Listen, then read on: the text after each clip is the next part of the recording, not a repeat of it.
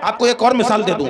आपके घर में एक मेहमान आया जी, आपके घर में एक मेहमान आया, आप घर में नहीं हैं, बाहर हैं, दुकान में हैं, मेहमान आया, 2 घंटे के लिए आया, बीवी ने फोन किया फला मेहमान आए हैं, आप भागते हुए आते हो कि मेहमान आएंगे, आते कि नहीं आते?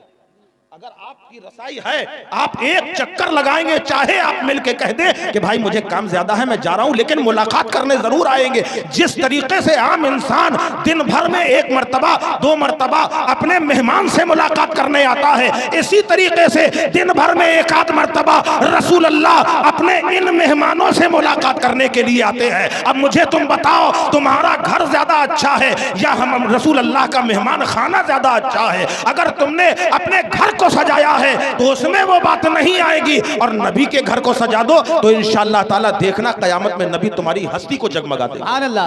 और ये मेहमान रसूल का घर है, इसके लिए आपने क्या किया? इसके लिए आप ऐसा करिए, अपना घर बना रहे हो बनाओ, लेकिन मुझे ईमानदारी से बताना ये घर क्या तुम्हारा रह जाएगा?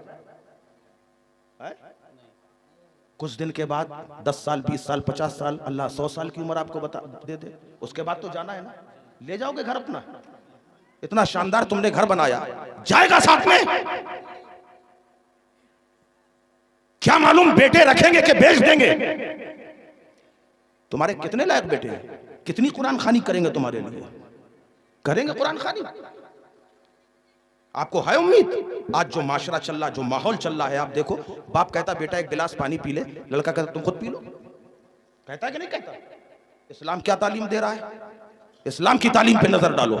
इस्लाम ने बाप का क्या मकाम रखा है, इस्लाम ने माँ का क्या मर्तबा रखा है, ये तब मालूम होगा जब आप इस्लामी तालीम हासिल करोगे, दीन पे सही तरीके से चलोगे। हम चले जाएंगे, हमारी कोई फातिहा दिलाने वाला भी नहीं है, और अगर इस मदरसे को, नबी के मेहमान खाने को तुमने सजा दिया है, जब तक ये रहेगा और जब तक कुरान पढ़ा जाता रहेगा, आप रहो या ना रहो, सवाब आपके नामे अमाल में लिखा जाता रहेगा। सुभान अल्लाह। अब बोलो घर अच्छा है कि मदरसा अच्छा है? मदरसा अच्छा है।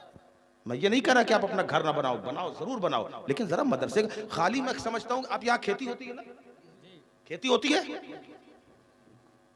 अगर आप खेती की सही ज़कात निकाल दो, खाली मैं आपको ज़कात का मसला बता देता हूं, लेकिन मेरे भाई ज़कात निकाल देना, इससे मालूम फायदा क्या है? मेरे आका फरमाते हैं जिसने ज़कात पाबंदी से निकाली, मैं जिम्मा लेता हूं उसका माल बढ़ता ही चला जाएगा। सुभान अल्लाह। और हमारी नियतों में चोर घुसा हुआ है कि मालूम हुआ 1 सेर दे दिया, 2 सेर दे दिया, 5 किलो दे दिया, न कोई तौल न नाप, ऐसे ज़कात नहीं अदा होती। अगर पानी खरीदा हुआ है तो 100 में 5 किलो आपको ज़कात निकालना है। समझ में आ रहा है नहीं? अगर पानी खरीदा है तो 100 में 5 किलो, और अगर कुदरती पानी से आपकी खेती तैयार हुई है तो 1 कुंटल यानी 100 किलो में 10 किलो आपको देना है। आप ये समझ लीजिए, अगर आपने ये दिया, आपको उस वक्त लगेगा जरूर यार इतना सारा गल्ला हमारा निकल गया, ज्यादा नहीं, साल 2 साल के बाद आप देख लेना कि सैयद साहब ने क्या कहा था, तुम्हारा माल ना बढ़ जाए तो बता देना।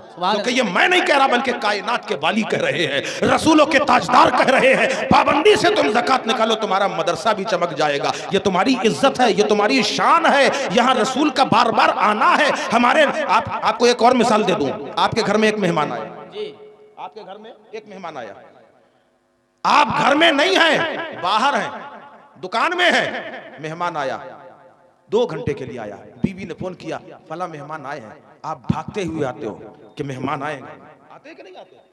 अगर आपकी रसाई है, आप एक चक्कर लगाएंगे, चाहे आप मिलके कह दें कि भाई मुझे काम ज्यादा है मैं जा रहा हूं, लेकिन मुलाकात करने जरूर आएंगे।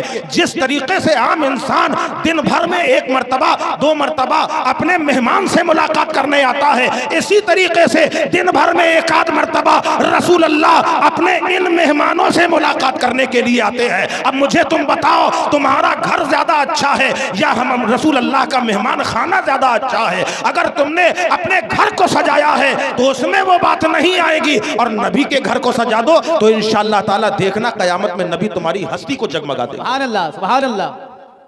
ये वो पढ़ाइए, जरूरी है। हम ये नहीं कह रहे सबको हाफिज कुरान बनाइए, एक को हाफिज कुरान या आलिम दीन बनाइए।